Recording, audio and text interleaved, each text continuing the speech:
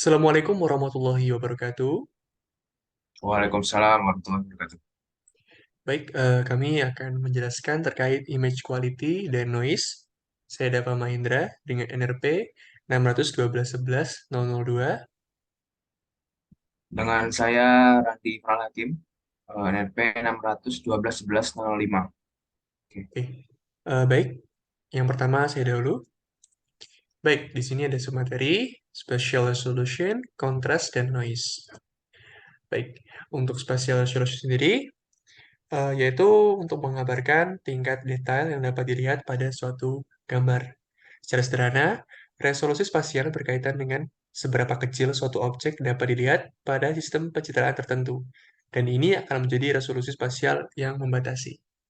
Kemudian, untuk quality measurement metodenya terbagi menjadi empat, yaitu PSF, Point Spread Function, LSF, Line Spread Function, kemudian ASF, the Edge Spread Function, kemudian MTF, Modulation Transfer Function. Oke, kemudian kita akan menjelaskan pertama yaitu PSF dulu.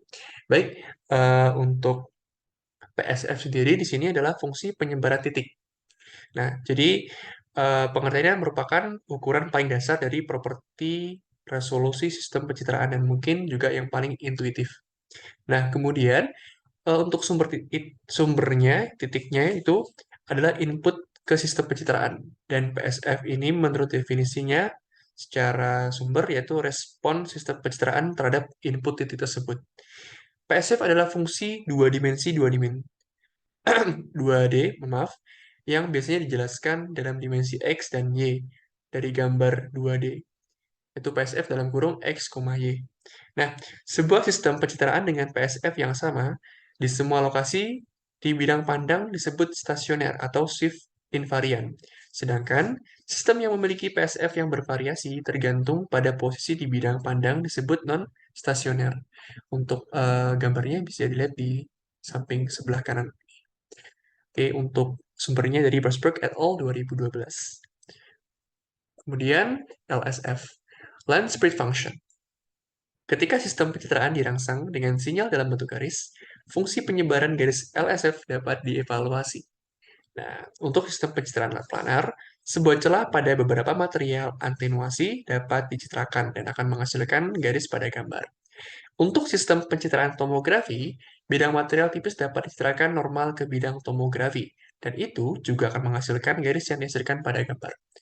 Nah, untuk lebih jelasnya seperti di gambar A, di mana di situ dia diproyeksikan dari titik di atas, kemudian untuk dalam bentuk imaging plane-nya di B, saya untuk C-nya untuk sebagai image of line. Jadi kalau dilihat dari top-nya seperti itu. Oke, kemudian selanjutnya yaitu ASF. Gradien tepi yang menghasilkan gambar kemudian dapat digunakan untuk mengukur ESF dalam kurung X.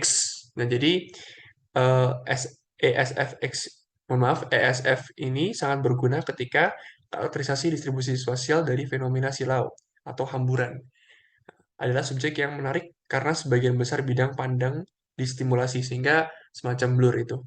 Efek amplitudo rendah seperti silau atau hamburan menjadi cukup berarti dalam amplitudo itu sendiri. Sehingga bisa dilihat di gambar bagian kanan ini, ketika position yang dia awal puncaknya di 5 mili, kemudian ketika dihamburkan dia berada di 567 dengan puncak yang sama atau stabil. Nah, kemudian untuk di dimensi topnya seperti lihat PSF X, Y, seperti itu. Oke. Baik, kemudian yang kedua, maaf yang keempat, ya, ini untuk relationship between spread function, jadi untuk hubungan LSF, PSF, dan ASF. Jadi seperti ini, di mana LSF itu sama dengan PSF, X, Y, cross line Y. Kemudian dilanjutkan ke bentuk integral dari PSF sendiri, dari limit yang minus tak hingga sampai tak hingga, PSF dengan kurung X, Y di diferensial terhadap Y. Kemudian untuk yang PSF tadi itu akan dimasukkan ke dalam eh, persamaan ini. PSF dan H, di mana H-nya di sini adalah hamburan tadi, dalam kurung Y. Lalu selanjutnya untuk ESF nanti akan ditegalkan terhadap LSF di diferensial S aksen. Nah, ini untuk Gaussian blur-nya, original, dan increasing edge enhancement. Jadi, untuk peningkatan dari segi kejelasan kontrasnya sendiri, seperti ini. Oke, kemudian yang keempat, itu MTF. Nah, fungsi transfer modulasi, atau dikenal dengan MTF, adalah respon frekuensi spasial dari sistem pencitraan atau komponen. Hal ini adalah kontras pada frekuensi spasial tertentu dan relatif terhadap frekuensi rendah. MTF untuk secara rumusnya yaitu amplitudo sinyal keluaran per amplitudo sinyal masukan. Kemudian MTF adalah ukuran yang berguna untuk resolusi yang benar atau efektif, karena memperhitungkan jumlah keburaman dan kontras pada rentang frekuensi spasial. Pada frekuensi spasial yang lebih tinggi, MTF jatuh ke arah nol. Hal ini sesuai dengan visibilitas yang buruk dari struktur kecil. Sehingga sebaliknya, pada frekuensi spasial yang lebih rendah, MTF lebih dekat ke satu dan ini mewakili kemampuan untuk memvisualisasikan struktur besar dengan jelas. Jadi seperti ini gambarnya. Nah, ini untuk bagian input sinyal dan measure signal. Ini untuk DC samplingnya. Jadi dia akan eh, mendekati satu, akan lebih jelas ketika dia sudah bentuk di angka 0, maka akan jadi buram di sini. Oke, baik, selanjutnya akan dijelaskan oleh Mas Randi. Monggo, Mas. Baik, selanjutnya untuk masalah kontras. Jadi misalnya bisa dideskripsikan untuk kontras itu sendiri adalah suatu kemampuan eh, untuk bisa melihat suatu perubahan yang eh, yang terasa ya di dalam film. Nah, itu eh,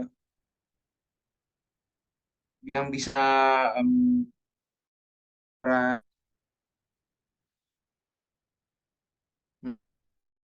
juga diinginkan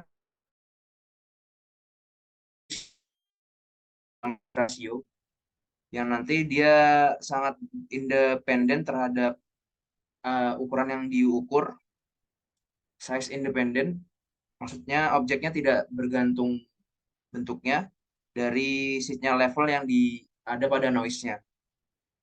Nah, untuk sinyal noise ratio dan juga contrast to noise ratio itu hampir sama ya untuk metriknya. Tetapi untuk pengecualiannya adalah pada komputasinya tentunya. Nah, di mana di sini dilihat pada rumus, pada rumus itu untuk SNR dia adalah dalam bentuk delta XI min XBG, di mana XI adalah merupakan sinyal dari setiap pikselnya yang ada di dalam ROI-nya ya, seperti itu. ROI, nah di mana ROI ini region of interest-nya ini bergantung pada yang ditentukan oleh orang orang apa yang ingin kita ukur ya, seperti itu. Nah, sementara untuk yang CNR itu adalah eh, bukan hanya each pixel tapi merupakan average-nya gitu atau average yang diinginkan pada ROI itu sendiri. Nah, selanjutnya akan dibagikan pada suatu standar deviasi dari tentunya saja karena ini adalah ingin menentukan rasionya, yaitu adalah rasio dari background-nya. Seperti itu. Oke, next.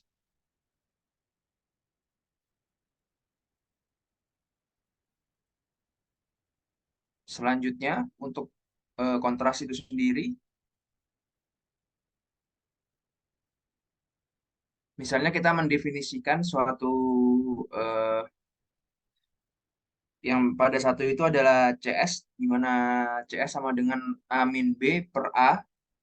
Nah, di mana kita bisa lihat A dan B itu adalah suatu level dari fluence-nya ya. Nah, misalnya kita kontrasnya itu adalah standarisasi persen ya, atau 100%. Jadi misalnya dari 0 sampai 100%. Selanjutnya nanti untuk kontras yang didapatkan itu adalah RT min RO per RO sama dengan delta R L per RO. Seperti itu. Nah, selanjutnya nanti kita bisa mendapatkan profil X-ray beam-nya yang didapatkan dari pasiennya ya, yang yang terkena detektor ada perbedaan dari A dan B-nya. Nanti di sini kita bisa dapatkan kontrasnya seperti itu, nilai kontrasnya. Oke, selanjutnya.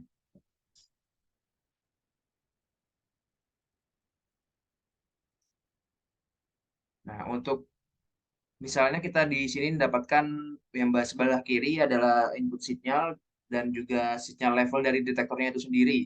Nah, di sini nanti ada dua bagian yaitu ada toe dan shoulder atau bagian pundaknya, bagian kaki dan pundak. Nah, di mana nanti pada keadaan tertentu energi energi dari penyinarannya pada sistemnya akan terkena detektor, di mana nanti di sini ada tentunya ada perbedaan nilai A dan B-nya. Nah, selanjutnya pada saat ada window-window tertentu tersebut, di situ nanti kita bisa mengecek eh, matrix grayscale-nya yang ada pada memori komputer yang sudah dikonversikan dalam bentuk digital dari detektor seperti itu.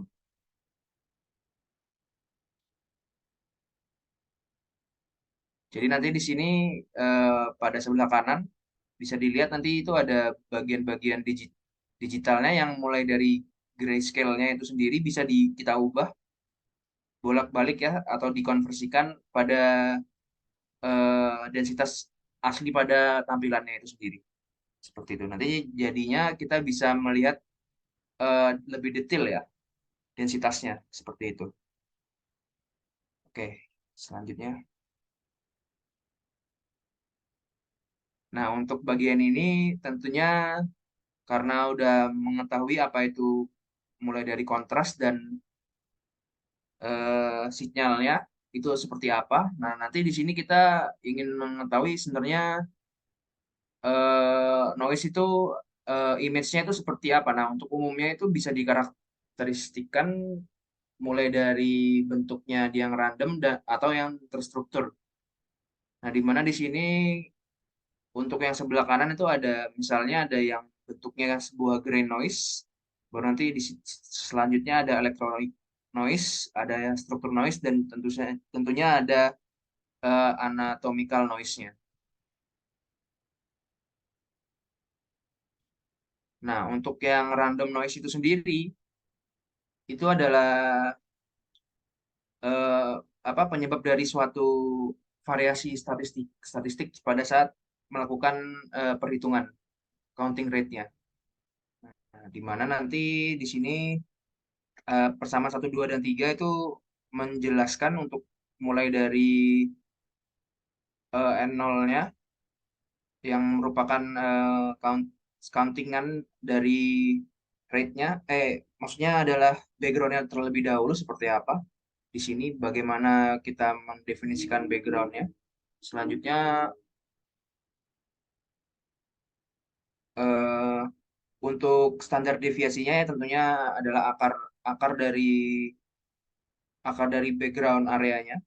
uh, Maksudnya counting yang direkod pada background area untuk yang nomor 2 dan yang terakhir nomor 3. Jadi nanti noise-nya itu sendiri adalah ya itu uh, rasionya apa kontras noise-nya apa C noise-nya ini adalah uh, pembagian atau rasio antara standar deviasi dari jumlah count yang pada background area dibagi dengan banyak-banyaknya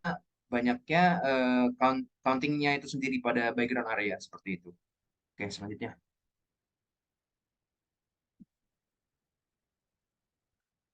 Nah, jadi nanti di sini eh, untuk noise itu sendiri ada yang namanya relative noise, noise relatifnya.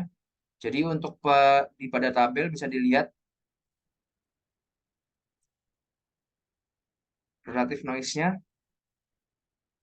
mulai dari noise, relative noise, dan SNR-nya itu untuk masing-masing mulai dari 10 foton per pixel hingga 100.000 foton per pixel bisa dilihat eh, pada tabel.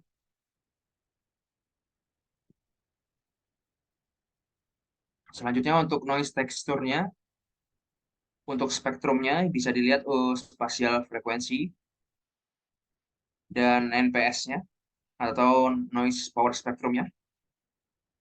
Jadi di sini ada yang noise yang berkorelasi dan ada yang tidak korelasi atau white noise. Jadi untuk cara mendapatkannya tentunya kita kita sinyalnya kita berikan rumus seperti ini untuk fx dan fy-nya.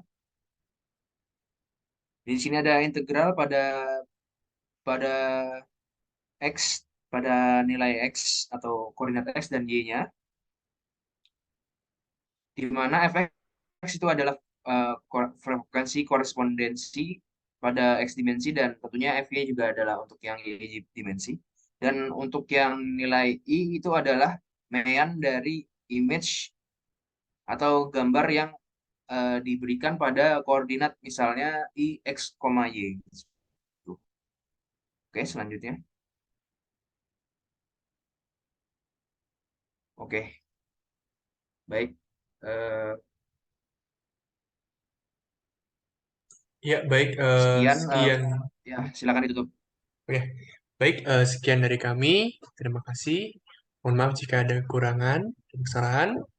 Kami akhiri dulu. Wabillahi taufiq wal hidayah. Assalamualaikum warahmatullahi wabarakatuh. Waalaikumsalam.